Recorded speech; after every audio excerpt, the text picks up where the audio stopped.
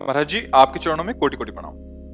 महाराज जी, मैं जानना चाहता हूं, क्या बच्चों के अच्छे बुरे कर्मों का फल माँ बाप को भी भोगना पड़ता है, या माँ बाप के अच्छे बुरे कर्मों का फल संतान को भोगना पड़ता है? पूरा एक विधान बनता है, सृष्टि का एक विधान बनता है।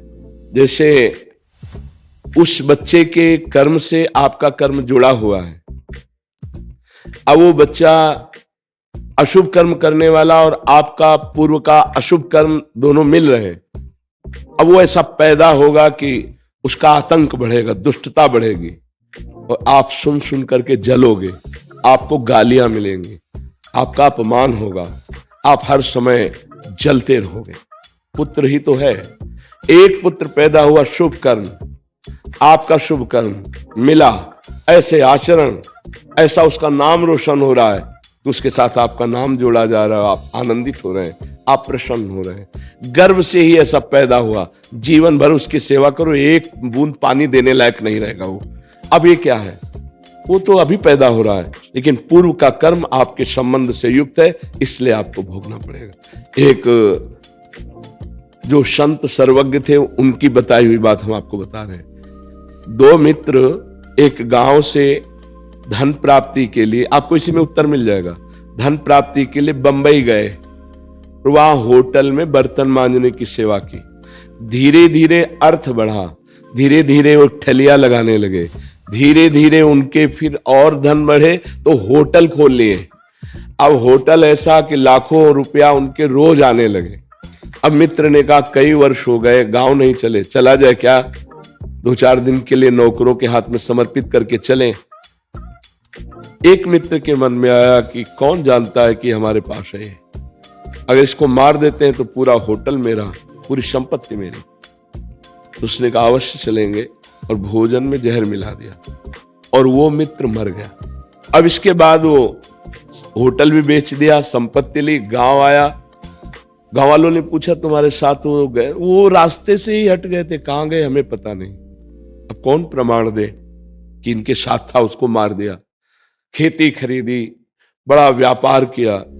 अब गांव के व्यापार में बंबई के व्यापार से आए हुए धन में बड़ा अंतर, कई गुना उन्होंने जमीन खरीद ली, व्यवस्थाएं बढ़ गई। अब सुंदर उनका ब्याह हुआ और लड़का हुआ, बड़ी खुशी, बड़ा आनंद। लड़का पढ़ने लगा, जब लड़का 20-22 का हुआ तो उसको अमेरिका भेजा पढ़ने के लिए, तो पैसा है। अब वहां बीमारी शुरू हुई, ऐसी बीमारी उसके अंदर हो गई, गंदी बीमारी, कि पैसे से पैसे यहां जाते रहे। खेती बेच डाली, जो जो खरीदा था सब बेच डाला, जो पर्सनल था वो भी बेच डाला। अब उधार लिया वो भी, दवा के लिए पैसे नहीं रह गए।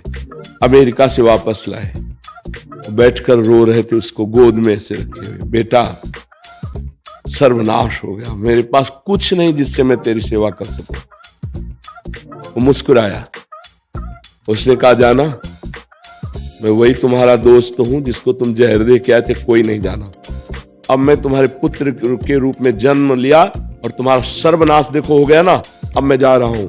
अब जिंदगी भर तुम जैसे थे उससे भी नीचे गिरकर जलते रहोगे, और उसका परिणाम तो अभी नहीं, ये ब्याज है, परिणाम तो नर्क भोगने को मिलेगा। तुमने मित्र द्रोह किया, आया तो पुत्र बन के, लेकिन नाश किया ना, कर्मों का भोग। दोनों का संयोग मिलता है, पिता और पुत्र का तभी होता है। एक पुत्र आता है, पिता का नाम रोशन करता है, पिता सुखी।